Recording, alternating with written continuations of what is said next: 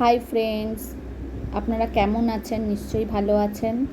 আজকে দেখুন আপনাদেরকে একটা খুব সহজ পদ্ধতিতে ম্যাঙ্গো কেক বানানো শেখাবো।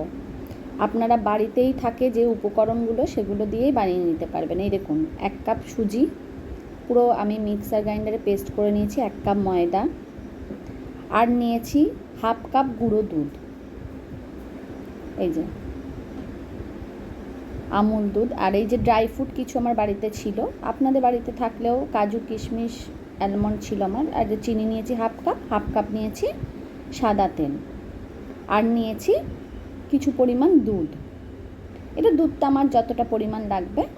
আর একটা ল্যাংড়া আম আমি পেস্ট করে নিয়েছি, যেহেতু আমার ল্যাংড়া আমটা আমরা ভালোবাসি, ওর গন্ধটা খুব ফ্লেভারটা সুন্দর আসে, ওই জন্য কেকেতে খুব ভালোও লাগবে খেতে। আর আমার ছেলে ল্যাংড়া আমটা খুব ভালোবাসে। আমার ছেলে বললো, মা তুমি ল্যাংড়া আমের কেক বানাবে, খাবো? আমি চলো বানাই, ঠিক আছে। তো যাই হোক, এই যে বানাচ্ছি দেখুন। এবার ওই আমটা পেস্ট করে নিয়েছি, এবার আমি দিয়ে দিলাম সুজিটা, আমের মধ্যে সুজিটা দিয়ে দিলাম, দিয়ে এই যে সুজিটা দিয়ে ভালো করে মিক্সড করে নিতে হবে। সুজিটা একটু চেলে নেবেন ছাঁকনিতে, যেটা আমি একটা ছাঁকনিতে চেলে নিয়েছিলাম, কারণ না হলে কোনো মানে খিচ বা ডালা থাকলে কেকটা অতটা সুন্দর হবে না। এই যে এরপর আমি দিয়ে দিচ্ছি ময়দা দিয়ে ভালো করে মিক্স করে নেব।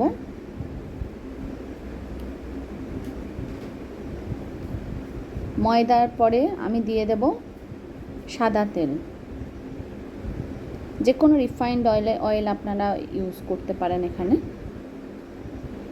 দিয়ে এটাও ভালো করে মিক্স করে নিতে হবে।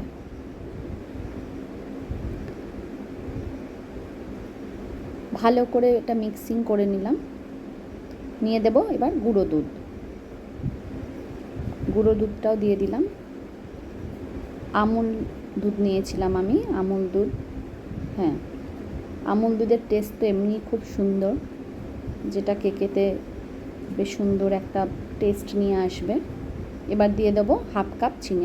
আপনারা চিনিটা মিক্সারে গুঁড়ো করেও নিতে পারেন, আমি এটা গুঁড়ো করে নিই, কারণ যেহেতু এটা আমি রেস্টে রাখবো হাফ অ্যান আওয়ার, তখনই ওটা আমার মেল্ট হয়ে যাবে। এবার আমি দিয়ে দিলাম পরিমাণ মতো একটু দুধ দিয়ে দিলাম।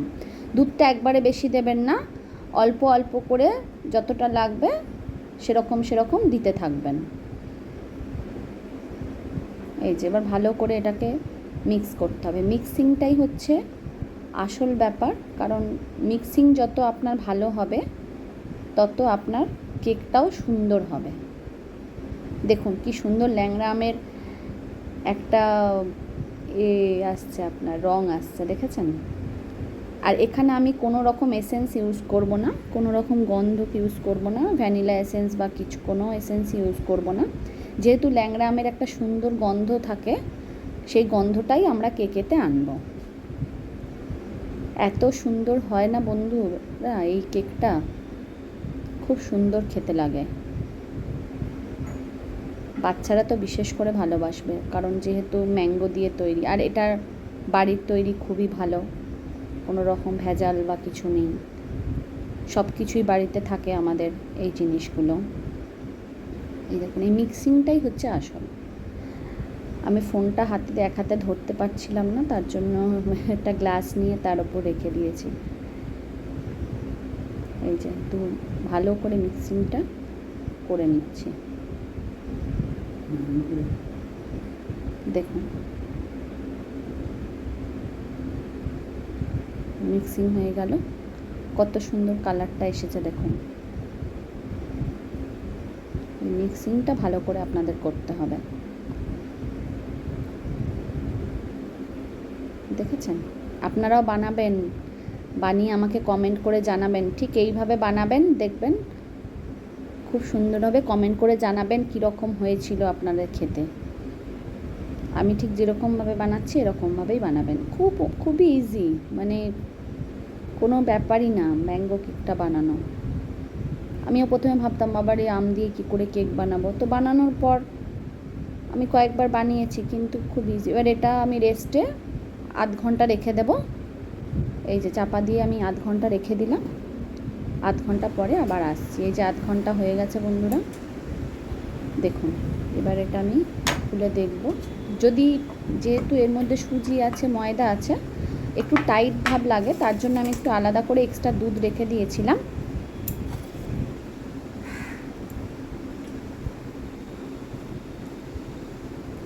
এই যে এবার এটা আমি ভালো করে আরও মিক্স করব।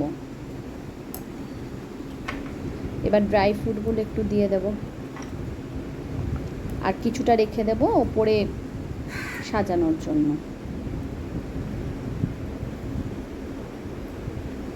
দেখুন এইভাবে মিক্স করবেন।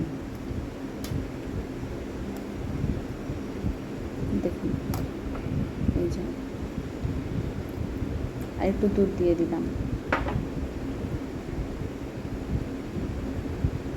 এখন তো মানে একটা মিক্সিং করতে করতে আপনাদের সাথে একটু কথা বলি, একটা গল্প বলি। যেটা হচ্ছে আমাদের ছোটোবেলায় আমাদের মানে আম গাছ ছিল কত, হিমসাগর, ল্যাংড়া, আমরা মানে তখন কত আম খেয়েছি। কেকও মায়েরা কেক বানিয়েছে, তারপর আমের শরবত। এই যে এবার দিয়ে দেবো আমরা এটা বেকিং পাউডার দিলাম হাফ চামচ, আর বেকিং সোডা দেব হাফ চামচ। এটা ফার্স্টে দিইনি, কারণ অলরেডি প্রসেস শুরু হয়ে যায় বলে আমি এটা একদম ঠিক জাস্ট ওটা মানে বোলে ঢালার আগে এটাকে দিলাম, কারণ এটা তাহলে কেকটা খুব ভালো হবে, বেকিংটা খুব ভালো হবে। এই যে দেখুন ঠিক এরকম হবে জিনিসটা। আচ্ছা, এবারে ওর মধ্যে ঢেলে দিয়েছিলাম একটা বড় বেচকি নিয়েছিলাম, তার ভেতরে একটা স্ট্যান্ডের ওপরে আমি এই বোলটা বসিয়ে দিয়েছিলাম। বোলের ওপর তেল লাগিয়ে একটা কাগজ দিয়ে আমি ব্যাটারটা ঢেলে দিয়েছিলাম। এবার একটা ছুরি নিয়েছি, এই যে দেখুন ছুরিটা দিয়ে হাফ অ্যান আওয়ার রেখে দিয়েছিলাম খুব আঁচটা সিম করে। এই দেখুন ছুরিটা দিয়ে আপনাকে দেখতে হবে যে এতে কিছু লাগছে কিনা। যদি এর মধ্যে কিছু ব্যাটার মানে হালকা হালকা লেগে থাকে তাহলে বুঝতে হবে যে কেকটা এখনও তৈরি হয়নি, আরও কিছুক্ষণ তাহলে রাখতে হবে। এটা আমার হয়ে গেছে, দেখুন ছুরিতে কিছু লেগেছিল না। এই যে হয়ে গেছে, রেডি হয়ে গেছে। এটা ঠান্ডা করে আমি নিয়ে এসেছি। এবার এটাকে আমি উল্টাবো। এই দেখুন এইভাবে উল্টে নেব। দেখুন কি সুন্দর হয়েছে, দেখেছেন? এই দেখুন কি সুন্দরভাবে মানে ইজিলি এটা কেকটা বেরিয়ে এলো। একটু তেল দিয়ে দেবেন, তার মধ্যে কাগজটা দিয়ে তার মধ্যে ব্যাটারটা ঢালবেন। এই যে দেখুন কি সুন্দর হয়েছে। এবার আস্তে আস্তে কাগজটা ছাড়িয়ে নেবেন, বের করে নেবেন কেক থেকে। এই যে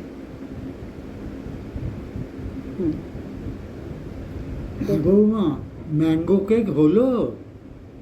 হ্যাঁ বাবা, আনছি, খাবেন তো? এই যে আমার শ্বশুরমশাই এখন ডাকছে, বলে ম্যাঙ্গো কেক তৈরি হলো, খাবে বলে সবাই বসে আছে।